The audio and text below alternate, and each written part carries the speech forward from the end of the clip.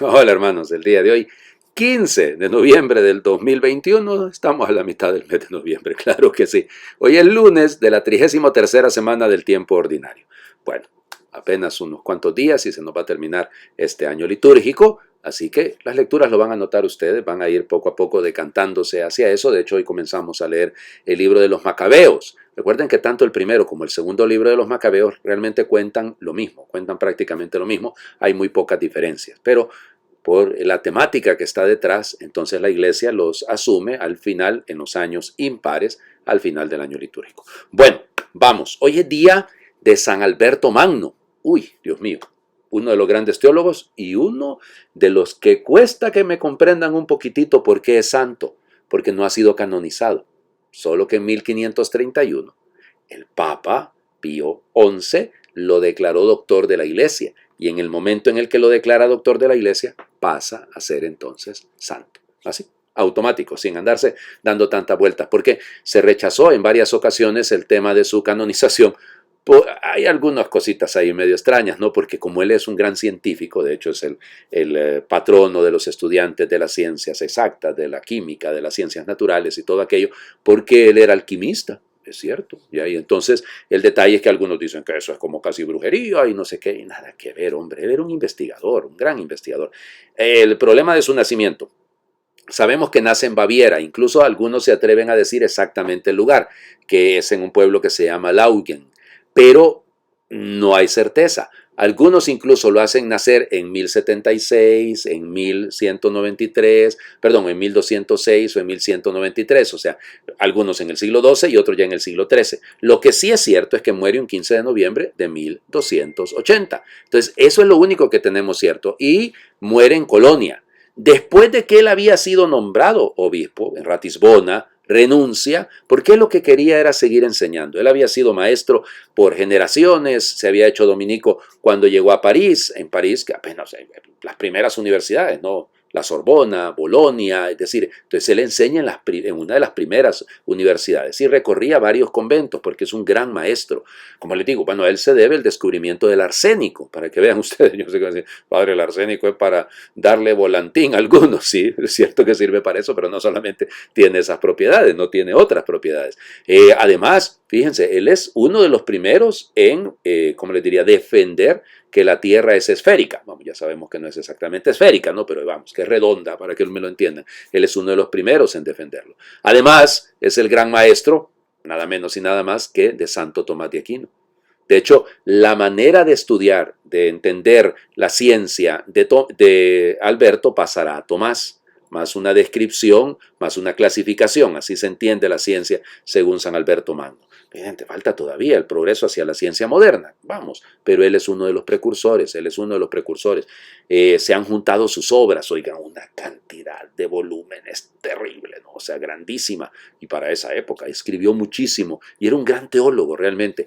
Fíjense otro detalle, se dice que él llegó a ser santo por mandato de la Virgen, por orden de la Virgen. Bueno, es una historia un poco simpática que es linda ahí porque él era también devotísimo de la Santísima Madre del Señor y Madre Nuestra. El otro elemento, y con eso termino porque si no me puedo pasar aquí hablando, es que yo fíjense que tuve la gracia hace ya, hombre, un poquito más de 10 años, de participar en un convenio, así le dicen en Italia, un convenio, digamos, es un taller, si lo quieren, un congreso sobre San Alberto Magno. Y entonces olvídense, aquello me fascinó realmente porque la figura de él es muy poco conocida, como les digo. Bueno, el otro elemento, como les voy señalando, es que él es uno de los primeros traductores del griego al latín de las obras de Aristóteles. Y gracias a él, sobre todo, bueno, él Averroes, Avicena, en el andaluz, en la Andalucía española, pero también por ahí entró el aristotelismo. Y eso va a servir mucho para la teología escolástica, porque es la base de la teología escolástica, que es la teología del final de la Edad Media, inicios de la Edad Nueva. Bueno, vamos a las lecturas del día de hoy. Ya les dije, vamos a leer el libro de los Macabeos, ¿ok?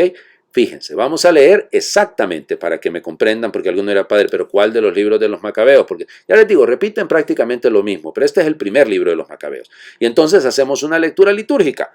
Leemos del capítulo primero, pero leemos del versículo 10 al 15, del 41 al 43, del 54 al 57, del 62 al 64. O sea, realmente ahí se van tomando pedacitos de todo el capítulo primero. En aquellos días surgió un hombre perverso, Antíoco Epífanes, hijo del rey Antíoco, que había estado como rehén en Roma. Subió al trono el año 137 del imperio de los griegos. Hubo por entonces unos israelitas apóstatas que convencieron a muchos diciéndoles: vamos a hacer un pacto con los pueblos vecinos, pues desde que hemos vivido aislados nos han sobrevenido muchas desgracias. Esta proposición fue bien recibida, y algunos del pueblo decidieron acudir al rey y obtuvieron de él autorización para seguir las costumbres de los paganos. Entonces, conforme al uso de los paganos, construyeron en Jerusalén un gimnasio, simularon que no estaban circuncidados, renegaron de la alianza santa, se casaron con gente pagana y se vendieron para hacer el mal. Por su parte, el rey publicó un edicto en todo su reino y ordenó que todos sus súbditos formaran un solo pueblo y abandonaran su legislación particular. Todos los paganos acataron el edicto real y muchos israelitas aceptaron la religión oficial, ofrecieron sacrificios a los ídolos y profanaron el sábado. El día 15 de diciembre del año 145, el rey Antíoco mandó poner sobre el altar de Dios un altar pagano, y se fueron construyendo altares en todas las ciudades de Judá. Quemaban incienso ante las puertas de las casas y en las plazas. Rompían y echaban al fuego los libros de la ley que encontraban. A quienes se descubría en su casa un ejemplar de la alianza, y a los que sorprendían observando los preceptos de la ley, los condenaban a muerte en virtud del decreto real. A pesar de todo esto, muchos israelitas permanecieron firmes y resueltos a no comer alimentos impuros. Prefirieron la muerte antes que contaminarse con aquellos alimentos que violaban la Santa Alianza. Muy grande fue la prueba que soportó Israel. Palabra de Dios. Te alabamos, Señor. En lo largo de la historia, Dios mío, cuántas veces se ha querido imponer una manera de pensar. Porque he estado leyendo algo sobre el tema recientemente, pienso en lo del mariscal Bismarck en Alemania, cuando se dio la unificación de Alemania, allá la década de los 70 del siglo XIX, como el Kulturkampf. O sea, era la lucha porque todos tenían que ser protestantes, como era Prusia, el punto de partida, y Prusia es protestante, luterana. Y entonces, véngase a querer que todos.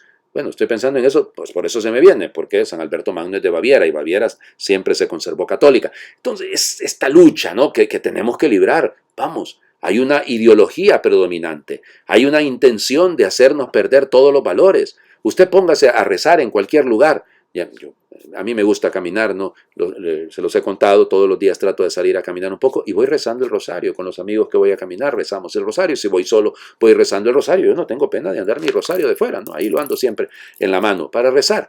Y hay gente que lo queda viendo a uno así como que está haciendo esto. Respétenos, ¿verdad? Porque este es un ambiente libre de religión. Bueno, ese es el problema nuestro, ¿no? Que vivimos en una... Cuidado, que yo no pretendo con esto decirles que hay que impregnar de una mentalidad de las devociones todos los espacios. No, pero tenemos también que aprender a hacer valer nuestra propia fe en el ambiente en el que sea y no dejar de serlo. Y estamos luchando contra corriente porque es un movimiento para ignorar, despreciar y obligarnos a todos al pensamiento único. Esa es la peor ideología que hay. Hacer que todos pensemos de la misma manera, sea del color que sea. Pero ese es el gran reto. Y por eso no podemos perder nuestra fe. Tenemos que mantenernos firmes también nosotros en nuestras convicciones. Podrán haber todos los Antíocos Epífanes que haya sobre la faz de la tierra y todo el manipuleo que viene de las redes sociales y de esta, ¿cómo les diría?, de esta manera de imponernos sobre todo ese mundo oriental. Ahora todo lo oriental es fantástico, ¿no? Y todo es yoga y todo es feng shui y no sé qué otro montón de cosas. No, hombre, o sea, nosotros tenemos una identidad, no la perdamos.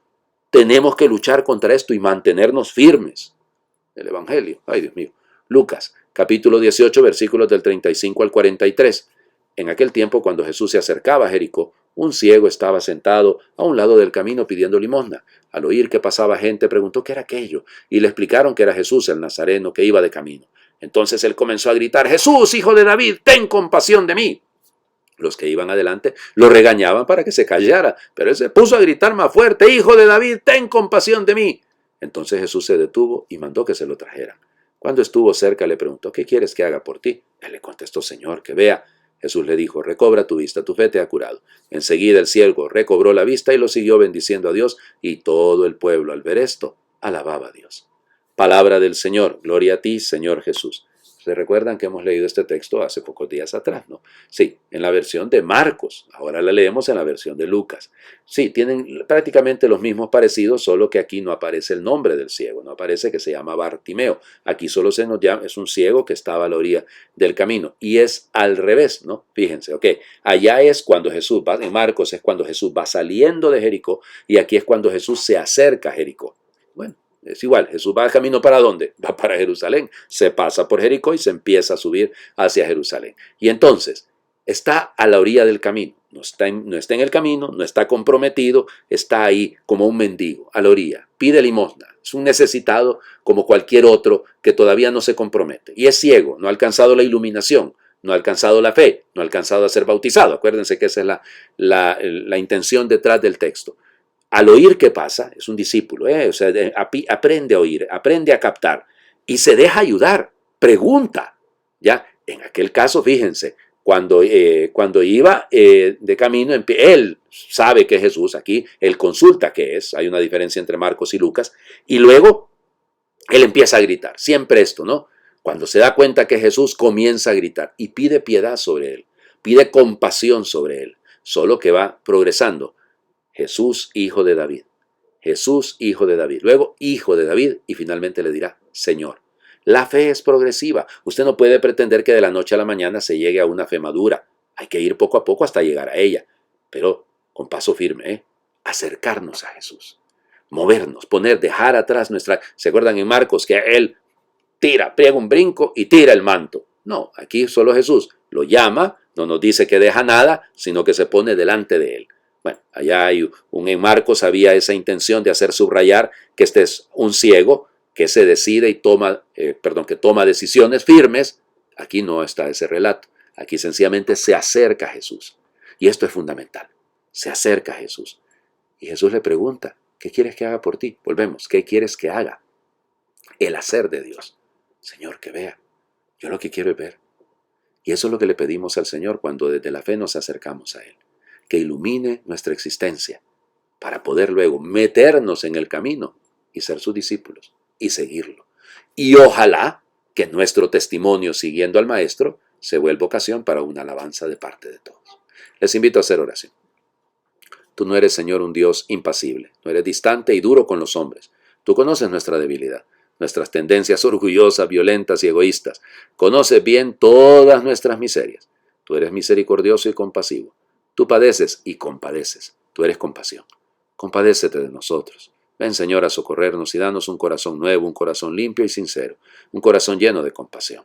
Que sintamos la impotencia del caído y le ayudemos a levantarse, que compartamos el dolor del enfermo y le cuidemos, que miremos con misericordia al que se equivoca y le enseñemos el camino, que suframos el miedo del cobarde y le animemos, que padezcamos la decepción del engañado y le mostremos la verdad, que comprendamos el vacío del violento y le ayudemos a buscar la paz, que soportemos el pesimismo del desilusionado y sembremos esperanza, que probemos la necesidad del hambriento y le ofrezcamos pan y cariño, que hagamos nuestra la rabia del golpeado y lo tratemos con dignidad, que nos compadezcamos del egoísta y le amemos. Quédate con nosotros para ser cada día más parecidos a ti. Amén. El Señor esté con ustedes y por intercesión de San Alberto Magno, doctor de la Iglesia, les bendiga a Dios que es Padre, Hijo y Espíritu Santo y su bendición descienda y les acompañe siempre. Feliz lunes para todos.